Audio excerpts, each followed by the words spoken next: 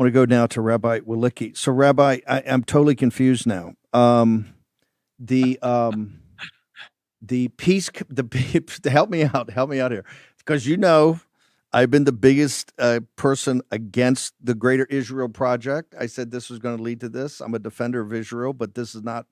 This Greater Israel Project brought us to a bizarre I don't know what you mean by that term, conclusion. by the way, the Greater Israel Project. It's quite simple. The imperial Israel design of Netanyahu and his clique and the cabal that want to take part of Syria and Lebanon and Sinai.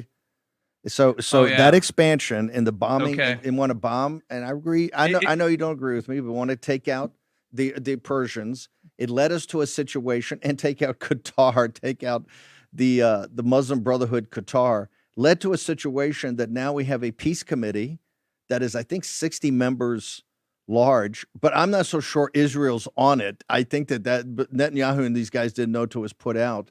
It's $1 billion ahead.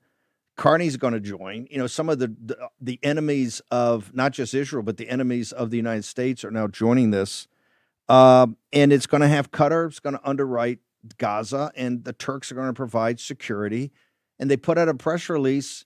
Witkoff and Jared put out a press release that answered Rabbi Wolicki's concerns. They said that Egypt, Qatar, and Turkey are going to disarm Hamas in phase 2 of the peace deal.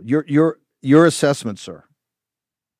All right, Steve, this is where reality meets these plans. Look, Hamas is not going to disarm, and Israel is not going to just be duped. This isn't going to be Oslo with Yitzhak Rabin and Bill Clinton, where we just believe that international guarantees are going to guarantee Israel's security. It's just not going to happen. So no one's going to disarm Hamas. I mean, even in the appointment of General Jeffers, according to the White House statement, it says here, to establish security, preserve peace, and establish a durable terror-free environment, Mayor General Jasper Jeffers has been appointed commander of the International Stabilization Force. Very nice. It says he's going to lead security operations and support comprehensive demilitarization. What does that mean, support comprehensive demilitarization? No one is taking away Hamas's weapons. And according to the Trump 20-point plan, Israel only withdraws from anywhere that they are in the Gaza Strip, provided that there is demilitarization and Hamas is removed. So long as Hamas is still there, I don't see any of these actors getting in there and rebuilding the Gaza Strip. I mean, I know there's a lot of talk going on and they're throwing a lot of money around, but in reality, as long as Hamas is in control of their side of the yellow line, approximately 50% of the Gaza Strip, who's going to invest in that? What international body is going to feel secure investing in the reconstruction of a Gaza Strip with Hamas still there? Now, Israel didn't get everything it wanted here. That's absolutely true. But Israel's whole approach to its security has changed since October 7th, Steve. And one fundamental way that it's changed is that we no longer trust guarantees or evaluate threats based on intention. We evaluate threats, and this is the new doctrine of the Israeli security establishment, that threats are now evaluated based on capabilities, not perceived intentions, which was part of the problem that led to October 7th. Of course, you've read Yaakov Katz's book. That's a lot of what it's about, was misevaluating intentions of the enemy. Look, in the end of the day, so long as there's no real solution for the disarmament of Hamas, Israel's not moving anywhere. So if they want to start doing reconstruction on the Israeli side of the yellow line, which is under Israeli security control, great.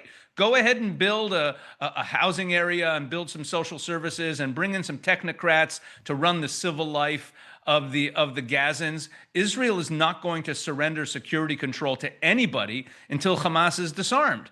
So, I mean, these ideas are all really nice, but I think, unfortunately, Steve, and I'm at the front of the line saying, and all Israelis agree with me, President Trump has been the best president for Israel in history. That doesn't mean that there aren't mistakes.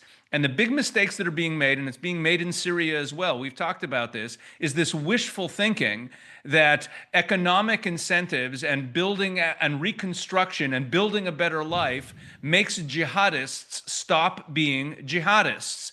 And so long as Hamas is there, their charter on the front page of it calls for the death of all Jews in the world. So Israel has nothing to apologize for trying to take down Iran, who is sworn to our destruction, for trying to destroy Hamas, who's sworn to our destruction. We actually believe in defeating our enemies. I know it's a radical concept these days. You don't believe that Qatar, who underwrites Hamas, and the Turks are the sponsors of the ISIS group in Syria that runs Syria? You don't think they're the two best? If things are to be done, that they're not the two best intermediaries? They are the backbone of the Muslim Brotherhood. They are the funders of everything that Israel is pushing back against. In fact, this is a larger discussion, Steve, but we're already in a post-Iran world. The Iran regime is so weak, they're not a factor anymore. The real geopolitical standoff in the Middle East now is between Israel and its growing alliances and the Turks and Qataris and theirs. That's really what the future looks like. And right now, the Americans are caught in the middle.